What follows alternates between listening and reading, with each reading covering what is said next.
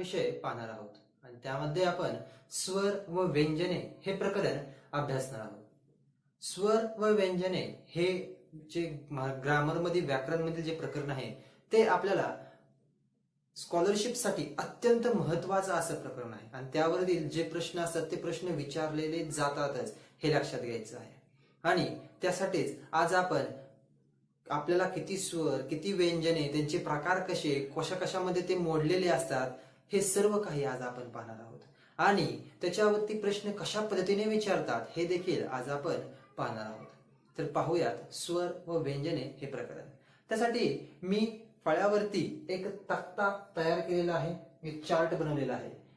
त्याच्यामुळे तुम्हाला सोप्या पद्धतीने समजेल की नेमकं कोणते प्रकार, कशाचे कसे प्रकार आहेत.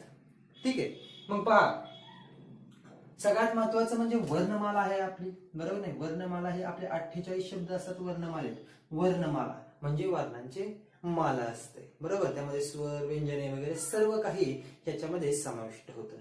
त्याचे 3 प्रकार पडतात त्या वर्णमालेचे. पहिला जो प्रकार आहे तो आहे स्वर. मग स्वर किती आहेत तर 12 स्वर आहेत आपल्याला. ठीक आहे. त्यानंतर आहे स्वरादी. काय आहे? स्वरादी 2. स्वर 12, स्वरादी 2 हा दुसरा प्रकार स्वरादी. त्यानंतर आहे व्यंजने. व्यंजने एकूण आहेत 34. ठीक आहे. म्हणजेच वर्णमालेचे एकूण प्रकार पडतात 3. याचे किती प्रकार पडतात तर 3 प्रकार पडतात. ते म्हणजे स्वर, स्वरादी आणि व्यंजनेमध्ये ही वर्णमाला विभागलेली आहे. ठीक आहे. मग आता स्वर 12 आहेत परंतु त्याचे सुद्धा 3 प्रकार या ठिकाणी पडलेले आहेत. मग स्वरांचे 3 प्रकार कोणते तर पहिला प्रकार आहे तो आहे ऱ्हस्व स्वर. ते किती आहेत तर ऱ्हस्व स्वर हे 5 आहेत, आपण ते पाहणार आहोत. त्यानंतर आहे दीर्घ स्वर. दीर्घ स्वर स्वरामधला पहिला प्रकार ऱ्हस्व स्वर, त्याचे 5 ऱ्हस्व स्वर आहेत. दीर्घ स्वर हे 3 आहेत. आणि तिसरा प्रकार आहे संयुक्त स्वर. या ठिकाणी पहा, स्वराचे 3 प्रकार ऱ्हस्व, दीर्घ आणि संयुक्त स्वर असे स्वराचे 3 प्रकार आहेत. आणि संयुक्त स्वर हे 4 आहेत, ऱ्हस्व स्वर हे 5 आहेत आणि दीर्घ स्वर हे 3 आहेत. आता वर्णमालेचा दुसरा प्रकार बघा स्वरादी. त्यामध्ये 2च प्रकार आहेत, म्हणजे 2च स्वरादी आहेत अख्ख्या वर्णमालेत. अम आणि आहा ह्या 2च स्वरादी आहेत आणि त्याचे कोणतेच प्रकार नाहीत. अम आणि आहा या 2 स्वरादी या ठिकाणी आहेत. ठीक आहे. मग आहे व्यंजने. पहा, मग काय आहे तर व्यंजने हा वर्णमालेचा तिसरा प्रकार. व्यंजने एकूण किती असतात तर व्यंजने एकूण 34 व्यंजने असतात. मग व्यंजनांचे प्रकार किती पडतात तर व्यंजनांचे एकूण प्रकार हे 5. व्यंजनांचे एकूण 5 प्रकार पडतात. मग त्यातला पहिला प्रकार आहे स्पर्श व्यंजने. स्पर्श व्यंजने हे एकूण किती आहेत तर 25 स्पर्श व्यंजने आहेत. स्पर्श व्यंजने किती आहेत तर एकूण 25 स्पर्श व्यंजने आहेत. ठीक आहे. मग त्यामध्ये कठोर असतील, मृदू असतील, अनुनासिके असतील, ते सुद्धा आपण स्पष्टपणे पाहणार आहोत विस्तारित रूपामध्ये.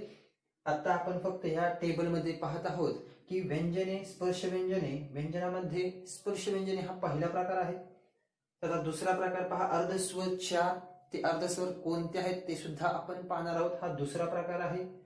तिसरा प्रकार आहे उष्मे. उष्मे 3 आहेत आणि ती कोणती आहेत, त्यांचं काम कसं असतं, ते कशी उष्मे तयार होतात, त्यांना नाव का उष्म पडलं हे सुद्धा आपण आज पाहणार आहोत. त्यानंतर आहे महाप्राण. महाप्राण एकच असतो, तो कोणता, अल्पप्राण कोणते, महाप्राण कोणते हे सुद्धा आपण यामध्ये पाहणार आहे. आणि 5वा प्रकार आहे स्वतंत्र. स्वतंत्र वर्ण कोणता वर्णमालेतला, तो व्यंजनामध्ये कसा काय मोडला जातो आणि तो नेमका कोणता आहे ह्याच्यावरती प्रश्न परीक्षेला विचारले जातात. म्हणजे व्यंजनाचे 5 प्रकार आहेत, स्वरांचे 3 प्रकार आहेत, स्वरादी 2 आहेत, वर्णमाला यामध्ये 48 वर्ण असतात, ती 3 प्रकारांमध्ये विभागली जाते. ह्या टेबलवरती सुद्धा तुम्हाला प्रश्न विचारले जाण्याची दाट शक्यता असते. म्हणून हा टेबल तुमचा पाठ असणे अत्यंत महत्वपूर्ण आहे. पहा टेबल, वर्णमालेचे 3 प्रकार पडतात, स्वर, स्वरादी आणि व्यंजने. परीक्षेला स्वर किती असतात ते सुद्धा विचारले जातात किंवा स्वरादी किती असतात ते सुद्धा विचारले जातात. तर स्वर 12 असतात, स्वरादी 2 असतात. व्यंजने किती असतात ते सुद्धा विचारले जातात. काही मुलांना माहितीच नसतं की व्यंजने किती असतात आणि सर्व म्हणतात की 48 व्यंजन असतात. तर नाही, व्यंजन ही 34 असतात हे लक्षात घ्यायचं आहे. त्यानंतर स्वराचे 3 प्रकार पडतात. परीक्षेला विचारलं जाऊ शकतं स्वरांचे प्रकार किती, तर 3. खालीलपैकी कोणकोणते विचारलं जाऊ शकतं, लक्षात ठेवायचं. ऱ्हस्व स्वर, दीर्घ स्वर आणि संयुक्त स्वर हे स्वरांचे 3 प्रकार. स्वरादी 2 कोणत्या, खालीलपैकी 2 स्वरादी कोणत्या विचारल्या जाऊ शकतात. आणि आहा या 2 स्वरादी आहेत, त्यांचे प्रकार नाहीयेत हे लक्षात घ्यायचं. तसंच व्यंजने पहा, व्यंजनांचे प्रकार किती, तर व्यंजनांचे 5 प्रकार पडतात, विचारलं जाऊ शकतं परीक्षेला. कोणतं, तर व्यंजन स्पर्श व्यंजने. स्पर्श व्यंजने एकूण किती, तर 25 स्पर्श व्यंजने आहेत हे लक्षात घ्यायचं. दुसरं आहे त्यामधला अर्धस्वर किती, तर 4 अर्धस्वर विचारले जाऊ शकतात. कोणकोणते ते. उष्मे कोणते ते सुद्धा विचारलं जाऊ शकतं. त्यानंतर महाप्राण एकच आहे तो कोणता, म्हणजे एकच असल्यामुळे तो युनिक आहेत, हे युनिक. महाप्राण एकच असल्यामुळे तो युनिक आहे, म्हणजेच तो परीक्षेला विचारला जाण्याची दाट शक्यता असते. आणि स्वतंत्र वर्ण म्हणजे स्वतंत्र व्यंजन कोणतं आहे, आणि तेही एकच आहे, ते सुद्धा विचारलं जाण्याची शक्यता असते परीक्षेला. त्यासाठी हा टेबल तुमचा पाठ असणे अत्यंत महत्वपूर्ण आहे हे लक्षात घ्या. तर आपण वर्णमालेचे 3 प्रकार पाहिले, स्वर, स्वरादी आणि व्यंजने. त्यातला आता आपण पहिला प्रकार पाहणार आहोत, स्वर. ठीक आहे, तर मग स्वर म्हणजे काय हे आता आपण पाहणार आहोत. तर स्वर म्हणजे काय पहा, ओठांचा एकमेकांशी किंवा जिभेचा मुखातील कोणत्याही भागाशी स्पर्श न होता तोंडावाटे जे ध्वनी बाहेर पडतात त्यांना स्वर असे म्हणतात. म्हणजे काय, तर ओठांचा, आपले जे ओठ आहेत ते एकमेकांशी स्पर्श करायचा नाही, ते स्पर्श न करता आपल्या मुखातून जे ध्वनी बाहेर पडतात, आ, ई, उ, म्हणजे ओठांचा स्पर्श होत नाही त्या ठिकाणी पहा. मग त्या स्वरांना काय म्हणतात, तर त्या जे मुखातून बाहेर पडतात त्यांना काय म्हणतात, स्वर असे म्हणतात. जे ध्वनी बाहेर पडतात त्यांना, म्हणजेच मुखातील कोणत्याही भागाचा स्पर्श न होता, जिभेशी मुखातील कोणत्याही भागाचा स्पर्श नाही झाला पाहिजे, त्यावेळेस जे ध्वनी बाहेर पडतात, आणि स्पर्श होऊन जर जे ध्वनी बाहेर पडतात त्यांना स्वर म्हणत नाहीत. मग जिभेचा मुखातील म्हणजे तोंडातील कोणत्याही भागाशी स्पर्श झाला नाही पाहिजे, आणि स्पर्श न होता जे ध्वनी बाहेर पडतात त्याला स्वर असे म्हणतात. मग पहा, स्वर हे स्वतंत्र उच्चाराचे असतात, आणि त्यांचे उच्चार असे स्वतंत्र असतात. त्यांना कोणत्याही दुसऱ्या ध्वनीची किंवा कोणत्याही दुसऱ्या कशाचीही गरज नसते, स्वतंत्र उच्चार असतो त्यांचा. जसं व्यंजनांना स्वरांची गरज असते, परंतु स्वरांना कोणाचीही गरज नसते, हे लक्षात ठेवायचं. ठीक आहे, मग स्वर हे कसे असतात, तर स्वतंत्र उच्चाराचे असतात स्वर हे. ठीक आहे, मग एकूण स्वर किती आहेत, तर एकूण स्वर 12 आहेत. एकूण स्वर किती आहेत, 12 हे लक्षात घ्यायचं. परीक्षेला प्रश्न विचारला जाऊ शकतो, एकूण स्वर किती आहेत, तर 12 आहेत. स्वर स्वतंत्र उच्चारे आहेत का, स्टेटमेंट म्हणजे वाक्य दिली जातात, आणि कोणतं वाक्य योग्य आहे, कोणतं विधान योग्य आहे किंवा अयोग्य आहे असं देखील विचारलं जाऊ शकतं. म्हणून त्या ठिकाणी हे मी जे स्टेटमेंट आहेत, हे वाक्य त्या ठिकाणी मुद्दामून फळ्यावरती लिहिलेले आहेत, कारण की स्टेटमेंटसाठी ही वाक्य विचारली जाऊ शकतात. ठीक आहे, मग पहा, एकूण स्वर किती आहेत, तर एकूण स्वर आहेत 12. एकूण स्वर किती आहेत, एकूण स्वर आहेत 12. कोणकोणते, अ, आ, ई, उ, रू, लृ, ए, ऐ, ओ, औ. पहा, अ, आ, ई, उ, रू, लृ, ए, ऐ, ओ, औ असे 12 स्वर आहेत, लक्षात घ्यायचं आहे. किती स्वर आहेत, असे 12 स्वर आहेत. ठीक आहे, मग आपण स्वरांची व्याख्या पाहिली. स्वराचे उच्चार कसे असतात, तर स्वतंत्रपणे असतात. मग स्वर म्हणजे काय, तर मुखातील जिभेचा मुखातील कोणत्याही भागाशी स्पर्श न करता, म्हणजे तोंडाच्या जीभ कुठल्याही भागातील, तोंडातील कोणत्याही भागाशी स्पर्श न करता जे ध्वनी बाहेर पडतात, किंवा ओठांचा एकमेकांशी स्पर्श न होता जे ध्वनी बाहेर पडतात त्याला काय म्हणतात, स्वर असे म्हणतात. आणि स्वर किती आहेत, तर 12 आहेत. त्यांचा उच्चार कसा असतो, तर स्वतंत्र असतो. 12 स्वर कोणते, तर अ, आ, ई, उ, रू, लृ, ए, ऐ, ओ, औ हे 12 स्वर आहेत. ठीक आहे, मग आता आपण पाहिलं स्वर म्हणजे काय, त्याचे उच्चार स्वतंत्र असतात. स्वर किती आहेत, तर 12. ते कोणते ते सुद्धा पाहिलं. मग स्वरांचे आता प्रकार सुद्धा आपण पाहूया. तर स्वरांचे एकूण प्रकार पडतात, 3. स्वरांचे एकूण प्रकार किती पडतात, तर स्वरांचे एकूण प्रकार पडतात 3 प्रकार. स्वरांचे एकूण पडतात ते कोणकोणते पहा. स्वरांचे एकूण प्रकार 3 पडतात. मग ते कोणकोणते, तर ते आहे ऱ्हस्व स्वर. पहिला प्रकार आहे ऱ्हस्व स्वर. दुसरा आहे दीर्घ स्वर. आणि तिसरा आहे संयुक्त स्वर. असे स्वरांचे 3 प्रकार पडतात, ह्रस्व, दीर्घ आणि संयुक्त.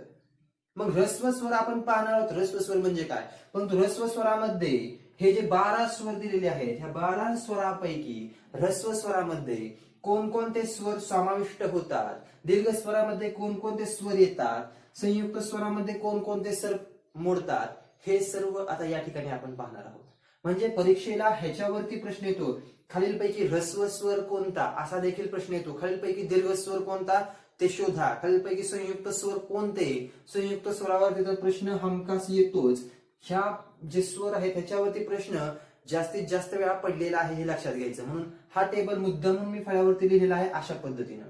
कारण की ह्रस्व स्वरामध्ये कोणकोणते स्वर येतात तर अ, ई, उ, रू, लू. पहा, ह्रस्व स्वर म्हणजे सगळे स्मॉल म्हणजे लहान जे असतात स्वर ते. अ लहान आहे, आ दीर्घ आहे, बरोबर. ई मोठा लहान, ई मध्ये 2 ई असतात, त्यातला लहान ई आपण घेतला. उ मध्ये एक मोठा उ असतो, एक लहान उ असतो, त्यातला लहान उ आपण घेतला. नीट लक्ष द्यायचंय. ह्रस्व मध्ये सगळे लहान असतात, जे जोड्या जोड्या असतात. अ आ ची जोडी आहे, ई ची जोडी आहे, उ ची जोडी आहे, बरोबर की नाही. मग त्या जोड्यांमधले 3 जोड्यांमधले आपण सगळेच्या सगळे लहान घेतलेले आहेत. अ आ मधला अ घेतला, ई मधला लहान ई घेतला, उ मधला लहान उ घेतला, हे लक्षात घ्यायचं. मग हे सगळे कसे आहेत, लहान आहेत, म्हणून ते ह्रस्व आहेत. ठीक आहे. रू आणि रू, रू आणि लू हे 2 स्वर जे आहेत ते सुद्धा ह्रस्व स्वरामध्ये येतात. मग एकूण ह्रस्व स्वर किती आहेत तर एकूण ह्रस्व स्वर आहेत 5. किती आहेत ह्रस्व स्वर? 5 आहेत. अ, ई, उ, रू, लू. ठीक आहे. मग आता दुसरा प्रकार पहा ह्रस्व स्वराचा, दीर्घ स्वर म्हणतात त्याला. काय म्हणतात? स्वरामधला दुसरा प्रकार आहे. पहिला प्रकार ह्रस्व स्वर पहिला स्वरामधला. आता स्वरामधला दुसरा प्रकार आहे दीर्घ स्वर. मग दीर्घ स्वर हे किती आहेत तर 3. दीर्घ म्हणजे मोठे. दीर्घ म्हणजे काय? मोठे. मोठे म्हणजे कोणकोणते तर पहा, 3 जोड्या आपण घेतलेल्या आहेत. अ, ई, उ. अ, आ, ई, उ. अगदी त्याच लहान त्यातला ह्रस्व मध्ये जातात आणि मोठे आहेत ते दीर्घ मध्ये येतात. मग मोठे कोणते राहिलेले? आ, मोठा ई, मोठा उ. दीर्घ मध्ये ते येतात. म्हणजे 3 जोड्या आपल्या लक्षात ठेवायच्या. ठीक आहे. लक्षात ठेवण्याची पद्धत आहे कशी? 3 जोड्या कोणकोणत्या आहेत? अ, आ, ई, उ. ठीक आहे. म्हणजे बाराखडी सारखंच. अ, आ, ई, उ. मग त्यातला ह्रस्व म्हणजे लहान, दीर्घ म्हणजे मोठा, हे डोक्यात ठेवून घ्यायचं. मग त्यातला लहान कोण आहे? अ, ई, उ. जे लहान आहेत ते कशात जातात? ह्रस्व मध्ये. आणि मोठे जे आहेत आ, ई, उ, मोठे म्हणजे रफारवाली ई, उकारवाला उ आणि अ ला कानावाला आ, हे तिघही दीर्घ मध्ये जातात. म्हणून हे दीर्घ स्वर किती आले तर 3 आले. ठीक आहे. मग आता हे पाहिलं, ह्रस्व स्वर 5, दीर्घ स्वर 3. ह्रस्व स्वर कोणते? अ, ई, उ, रू. दीर्घ स्वर आ, ई, उ. आता पाहणार आहोत आपण संयुक्त स्वर. मग संयुक्त स्वर किती आहे तर 1, 2, 3, 4. संयुक्त स्वर किती आहेत तर ते आहेत 4. संयुक्त स्वर किती आहेत तर ते आहेत 4. मग ते कोणते तर राहिलेले जे आहेत ते संयुक्त स्वर आहेत, बरोबर की नाही. म्हणजे 5 आणि 3 8 झाले, मग 4च राहिले कारण की 12 स्वर आहेत. मग संयुक्त स्वर कोणते तर 2 जोड्यांमध्ये ए, ऐ, ओ, औ हे काय आहेत? संयुक्त स्वर आहेत. ए, ऐ, ओ, औ हे संयुक्त स्वर किती तर 4. ह्रस्व स्वर किती? 5. दीर्घ स्वर किती? 3. अशा पद्धतीने तुम्हाला परीक्षेला ह्यावरती स्वरांवरती प्रश्न विचारले जाऊ शकतात. आता ह्यामधील ह्रस्व स्वर, दीर्घ स्वर आणि संयुक्त स्वर हे कसे असतात हे आपण तर आता आपण स्वरांचे जे 3 प्रकार आहेत, ह्रस्व स्वर, दीर्घ स्वर आणि संयुक्त स्वर, ते आता आपण पाहणार आहोत. पहा, ह्रस्व स्वर म्हणजे काय तर ह्रस्व स्वर म्हणजे या स्वरांचा उच्चार आखूड होतो. या स्वरांचा जो उच्चार असतो तो आखूड असतो. म्हणजेच उच्चार कराव्यास कमी वेळ लागतो. म्हणजेच ह्या स्वरांचा उच्चार कराव्यास म्हणजे अ, जसं आ आपण म्हणतो, स्वर दीर्घ होतो. अ लगेच संपतो, वेळ कमी लागतो. अशा पद्धतीने ई आणि ई, दीर्घ ई ला जास्त वेळ लागतो. स्मॉल बारकाई असतो, लहान असतो, ई म्हणतो, संपतो, वेळ कमी लागतो. म्हणजेच उच्चार आखूड असतो आणि उच्चार करावयास कमी वेळ लागतो. वेळ कसा लागतो तर उच्चार करावयास कमी वेळ लागतो. त्यानंतर पहा, म्हणून यांना काय म्हणतात तर ऱ्हस्व स्वर म्हणतात. ऱ्हस्व स्वर कोणाला म्हणतात तर त्यांचा उच्चार आखूड असतो व त्यांना उच्चार करावयास कमी वेळ लागतो, याला ऱ्हस्व स्वर असे म्हणतात. मग ते कोणते तर अ इ उ ऋ हे 5 ऱ्हस्व स्वर आहेत. मगाशी पण मी सांगितलं आणि आताही सांगतोय की हे 5 ऱ्हस्व स्वर आहेत. त्यामध्ये अ इ उ हे लहान घ्यायचे आहेत, हे विसरायचं नाही. त्यामधला जो 5वा जो स्वर आहे ऋ जो स्वर आहे ऋ नंतर येणारा ल ला अर्धी वाटी पण उलटी, ल ला अर्धी वाटी खाली घेतो का नाही आपण, पण ती उलटी द्यायची. हा स्वर लृ, हा जो आहे हा स्वर उलटी वाटी असलेला ल ला लृ म्हणतात त्याला. तो जो स्वर आहे तो मराठी भाषेतून लुप्त होत चाललेला आहे आणि त्या स्वराचा फक्त एकच शब्द अख्ख्या मराठी भाषेमध्ये आहे, तो म्हणजे क्लृप्ती हा शब्द आहे. कोणता? क्लृप्ती हा शब्द. एवढाच एक शब्द ह्या स्वरापासून तयार होतो आणि एकच शब्द तयार होत असल्यामुळे हा जो स्वर आहे तो आपल्या मराठी भाषेतून लुप्त होत चाललेला आहे. मग परीक्षेला ह्याच्यावरती प्रश्न विचारण्याची दाट शक्यता असते की मराठी भाषेतून लुप्त होत जाणारा स्वर कोणता, तर तो आहे लृ. हा स्वर मराठी भाषेतून लुप्त होत चाललेला आहे, संपत चाललेला आहे, हे लक्षात घ्यायचंय. हा झाला ऱ्हस्व स्वर, त्याचे 5 ऱ्हस्व स्वर आणि त्यातला कोणता जो स्वर आहे महत्वाचा लृ, तो आपण या ठिकाणी पाहिला. आता स्वरामधला दुसरा प्रकार आपण पाहणार आहोत. दुसरा प्रकार पहा कोणता आहे तर दीर्घ स्वर. मग दीर्घ स्वर म्हणजे काय तर या स्वरांचा उच्चार करण्यास जास्त वेळ लागतो, व यांचा उच्चार कसा असतो तर लांबट असतो, हे लक्षात घ्यायचं. ऱ्हस्व स्वरांचा उच्चार करण्यास कमी वेळ लागतो व ते आखूड असतात, बरोबर की नाही. परंतु या ठिकाणी दीर्घ स्वरांचा उच्चार करण्यास जास्त वेळ लागतो व ते लांबट असतात, म्हणून त्यांना दीर्घ स्वर असे म्हणतात. जसं की दीर्घ स्वर कोणते आहेत? 3च आहेत. आ इ उ. पहा आ दीर्घ आपण उच्चार करतो आ इ उ अशा पद्धतीने. म्हणजेच दीर्घ स्वर हे कसे असतात तर लांबट उच्चाराचे असतात व त्यांना वेळ जास्त लागतो. ऱ्हस्व स्वरांना वेळ कमी लागतो व ते आखूड उच्चाराचे असतात, ते 5. ठीक आहे. आणि त्यातला लुप्त होत चाललेला स्वर कोणता तर लृ हा स्वर लुप्त होत चाललेला आहे. त्याच्यापासून तयार होणारा फक्त एकच शब्द तो आहे क्लृप्ती. मग हे पाहिलं आपण ऱ्हस्व स्वर आणि दीर्घ स्वर. आता आपण पाहूया त्यातला तिसरा प्रकार, स्वरामधला तिसरा जो प्रकार आहे तो आहे संयुक्त स्वर. हा स्वरामधला तिसरा प्रकार आहे. पहा हे स्वर इतर 2 स्वरांचे मिळून बनल्याने त्यांना संयुक्त स्वर म्हणतात. संयुक्त स्वर ह्या शब्दातच संयुक्त म्हणजे कोणत्या तरी 2 घटना, कोणत्या तरी 2 वस्तू, कोणत्या तरी 2 शब्द ज्यावेळेस एकत्र येतात त्यावेळेस त्यांना म्हणतात संयुक्त, हे लक्षात ठेवायचं. म्हणजे 2 घटक 2 शब्द जर एकत्र येत असतील तर त्याला संयुक्त असे म्हणतात. म्हणजेच या ठिकाणी कोणते तरी 2 स्वर एकत्र येऊन तो स्वर तयार झाला म्हणून त्याला संयुक्त स्वर असे म्हणतात. परंतु ह्या इकडे हे स्वर आपल्या जागी स्वतंत्र आहेत, एकटे आहेत, हे कुठल्याही स्वरापासून तयार झालेले नाहीत, म्हणून यांना संयुक्त स्वर म्हणत नाही. परंतु हे जे स्वर आहेत ए ऐ ओ औ हे 4 स्वर संयुक्त स्वर आहेत, कारण की ते दुसऱ्या स्वरांपासून तयार झालेले आहेत. मग ते तयार कसे झाले हे सुद्धा आपण पाहणार आहोत. तर पहा संयुक्त स्वर हे दीर्घ उच्चाराचे असतात. म्हणजे दीर्घ स्वर जसे आहेत, दीर्घ स्वर व त्यांचा उच्चार, जसं ह्यांचा उच्चार कसा जास्त वेळ लागतो, लांबट असतात, बरोबर की नाही. तसंच दीर्घ स्वरांचा उच्चार म्हणजे संयुक्त स्वरांचा उच्चार सुद्धा दीर्घ स्वरांसारखाच असतो. ठीक आहे. मग पहा ए जे 4 स्वर आहेत दीर्घ संयुक्त स्वरामधले 4 स्वर ए ऐ ओ औ हे कोणत्या 2 स्वरांपासून हे स्वर तयार झाले तर पहा की ए हा स्वर अ व ई किंवा दीर्घ ई ह्या स्वरापासून तयार झालेला आहे. ए हा स्वर अ प्लस ई किंवा दीर्घ ई ह्या 2 स्वरांपासून तयार झाला. म्हणजेच या ठिकाणी तुम्ही अ प्लस ई घेऊ शकता किंवा अ प्लस मोठा ई घेऊ शकता किंवा लहान ई घेऊ शकता. तसंच ए जो आहे आ अधिक लहान ई घेऊ शकता किंवा आ अधिक मोठा ई घेऊ शकता. ओ सुद्धा तसाच तयार झालेला आहे.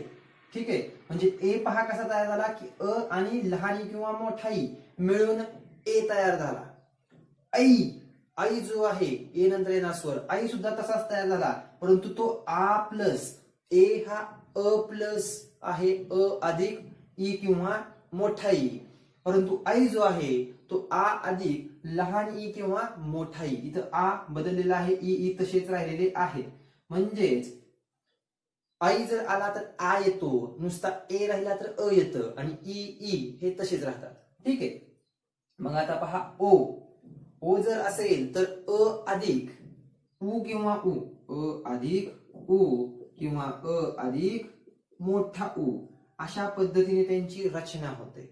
म्हणजे या ठिकाणी ओ कसा तयार होतो तर अ मध्ये उ मिसळल्यानंतर किंवा अ मध्ये दीर्घ उ मिसळल्यानंतर, म्हणजे उ उकळीचा आणि उ उसाचा हे दोन्ही मिसळल्यानंतर अ मध्ये ओ हा स्वर जो आहे संयुक्त स्वर तो या ठिकाणी तयार होतो. आता चौथा जो आहे औ जो स्वर आहे तो पहा आ मध्ये उ मिसळा किंवा आ मध्ये मोठा उ मिसळा, हे दोन्ही उ आ मध्ये मिसळल्यानंतर औ तयार होतो.